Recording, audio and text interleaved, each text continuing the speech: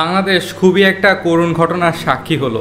চট্টগ্রামের জহুরুল হক ঘাঁটি থেকে একটা প্রশিক্ষণ বিমান নিয়ে দুইজন পাইলট আকাশে উড্ডয়ন করেছিলেন এবং তার কিছুক্ষণের মধ্যেই বিমানে যান্ত্রিক ত্রুটি দেখা দেয় এবং বিমানের পেছনের অংশে আগুন লেগে যায় এবং সেই অবস্থায় পাইলটরা কি করবেন এটা ভেবে পাচ্ছিলেন না। ওখানে চারিদিকে নিরাপদ একটা জায়গা খোঁজার চেষ্টা করছিলেন, কিন্তু পাশেই দেখতে পান যে কর্ণফুলী নদী। তো ওখানেই সিদ্ধান্ত নেন যে তারা ওখানেই বিমানটাকে নামাবেন বা ওখান থেকে তারা নিচে ঝাঁপ দিবেন, এরকম একটা সিদ্ধান্ত নেন। এবং আশেপাশের লোকজনও দেখতে পারে বিষয়টা যে একটা বিমান উড়ে যাচ্ছে এবং তার পেছনে রয়েছে আগুনের মতো কিছু একটা, মানে মানুষজনও ধারণা করেছে যে বিমানে কোনো সমস্যা হয়েছে, নইলে পাইলটরা এরকম ওখানে রাউন্ড করতে থাকবে কেন। তো পরবর্তীতে দেখা যায় যে বিমানের পেছনের আগুনটা আরও বেশি বাড়তে থাকে এবং দুইজন পাইলটই বিমান থেকে লাফ দেওয়ার সিদ্ধান্ত নেয় এবং পরবর্তীতে লাফ দেয় এবং লাফ দেওয়ার সাথে সাথে দুইজনই প্যারাশুট ওপেন করে ফেলে এবং ওপেন করে আস্তে আস্তে কর্ণফুলী নদীতে নামতে থাকে।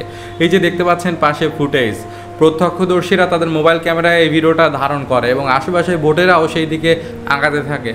প্রত্যক্ষদর্শীদের কাছ থেকে জানা যায় যে ওখানে একটা যাত্রীবাহী জাহাজও ছিল, আর একটু হলে তার উপরেও পড়তে পারতো। তো কিছুক্ষণ পর দেখা যায় বিমানটা নদীতে পড়ে দুই খণ্ড হয়ে নদীর নিচে তলদেশে চলে যায় এবং ডুবে যায় এবং দুইজন পাইলট ওই অবস্থাতেই নদীতে ভাসমান অবস্থায় থাকে এবং আশেপাশের লোকজন গিয়ে তাদেরকে উদ্ধার করে এবং উদ্ধার করে হসপিটালে ভর্তি করা হয় এবং দুইজন পাইলটের অবস্থাই ছিল খুবই খারাপ। তো পরবর্তীতে একজন পাইলট, তার নাম হচ্ছে আসিফ জাওয়াদ, উনি দুনিয়া ছেড়ে চলে গিয়েছেন। উনি ভালো একজন কমান্ডার ছিলেন এবং অনেক পুরস্কারও জিতেছেন এবং তার ফ্যামিলিতে রয়েছে দুইটা সন্তান।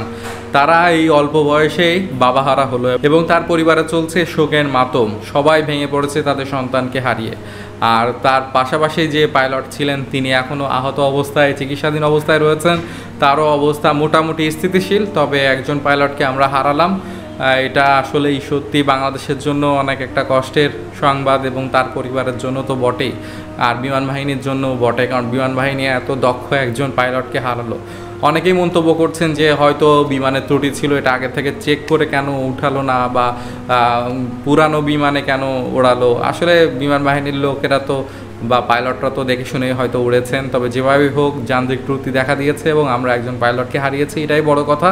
তবে নদী ছিল বলেই আশেপাশের মানুষজন বেঁচে গিয়েছে, কারণ কোনো জনবহুল এলাকায় যদি বিমানটা আশ্রয় পড়তো তাহলে সেখানে আরও বেশি ক্ষয়ক্ষতি হতে পারতো বা আরও অনেক বেশি মানুষও মারা যেতে পারতো।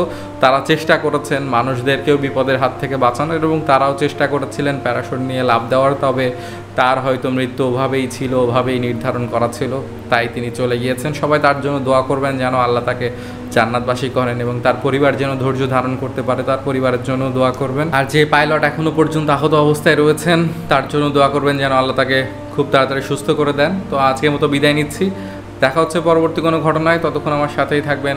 ধন্যবাদ।